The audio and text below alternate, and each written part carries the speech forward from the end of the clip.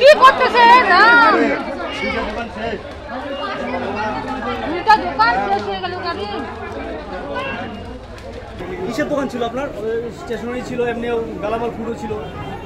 কত টাকার মাল পুরো ছাই? আর দাদা আমি যখন খুঁজি তখন মাল রাখছি, মোটামুটি 4-5-6 লাখ টাকা হবে। আচ্ছা, এছাড়া আর কোন কোন দোকানে লেগেছে?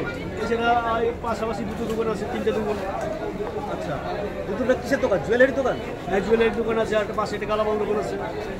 আচ্ছা, তো কীভাবে লাগলো আপনারা কি জানতে পারলেন? দাদা আমি কোনো একটা বড় দোকানদারি করছি, দোকানদারি করে দোকান বন্ধ করে বাড়ি গেলাম, বাড়িতে জমিতে গেলাম, আমি জমিতে হঠাৎ করে ফোন আসছে, দোকানে আগুন লাগছে, বাস আমি ছুটে চলে এলাম। চেয়ারম্যান সাহেব এসেছিলেন? হ্যাঁ, সে আসছিলেন। কি আশ্বাস দিল? যত ব্যবস্থা আমরা করে দেবো, চেষ্টা করবো একটু ঘুরে দাঁড়ানোর জন্য। কি নাম আপনার? অনুদে। আপনার কিসের দোকান ছিল? স্টেশনারি এবং গালামাল ফুড ছিল।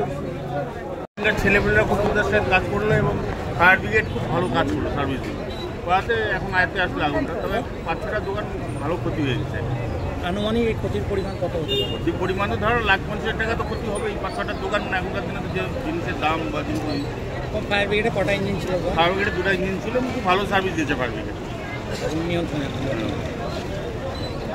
কিরকম ক্ষতি হয়েছে? 1,50,000 টাকার ক্ষতি হয়েছে। হয়তো কিসের দোকান ছিল? একটা গোল্ড স্মিথের দোকান ছিল, একটা গ্রোসারি ছিল, একটা স্টেশনারি ছিল, একটা খাতা পেন্সিলের ছিল, আর একটা চায়ের দোকানের মধ্যে একটা ছিল। কি মনে হচ্ছে কিসের থেকে আগুনটা লাগতে পারে? মূলত এরা বলছে শর্ট সার্কিট থেকে হতে পারে। শর্ট সার্কিট থেকে এখন তো হাওয়াও নাই আজকে, অন্য কোনো কারণে। আপনার নাম ও পরিচয়? আমার নাম দীপ্ত চ্যাটার্জি, আমি এই ওয়ার্ডের কাউন্সিলর প্লাস আলিপুরদুয়ার তৃণমূলের টাউন লোকের ওয়ার্ড, বাবুপাড়া 12 নম্বর ওয়ার্ড। এখানটায় পরপর 3টে দোকান আগুন লেগেছে। একটা ছিল আপনার স্টেশনারি গুডস, একটা ছিল হচ্ছে পুরো গালামালের দোকান, আর একটা ছিল সোনার দোকান। এই পরপর 3টে দোকান আগুন লেগেছে। আমাদের যা মানে মনে হয় সেটা হয়তো শর্ট সার্কিট থেকে আগুনটা লেগেছে। ভয়ানক অবস্থা। আমি প্রথম থেকে এখানটার মানুষের পাশে এসে দাঁড়িয়েছি এবং দমকলের সঙ্গে হাতে হাত মিলিয়ে আগুন নিয়ন্ত্রণে সাহায্য করেছি আমার পক্ষে যতটা করা সম্ভব। আপনারা নিশ্চয়ই লক্ষ্য করেছেন, সেটা দেখেওছেন। তো আনুমানিক 20 থেকে 25 লক্ষ টাকা, এটা আমার মনে হয় বেশি হতে পারে। 20 থেকে 25 লক্ষ টাকার তো ক্ষতি হয়েছে। ফায়ার ব্রিগেডকে কখন জানানো হয়েছে? তারা কখন এসেছে? না, ফায়ার ব্রিগেডে একটা গাড়ি প্রথমেই চলে এসেছিল, তারপরে একটা গাড়ি আসবার পরে সেটা সাফিসিয়েন্ট ছিল না। আমি ফায়ার ব্রিগেডকে বলি আর একটা গাড়ি আনতে, সঙ্গে সঙ্গে ওরা আর একটা গাড়ি পাঠিয়ে দেয়।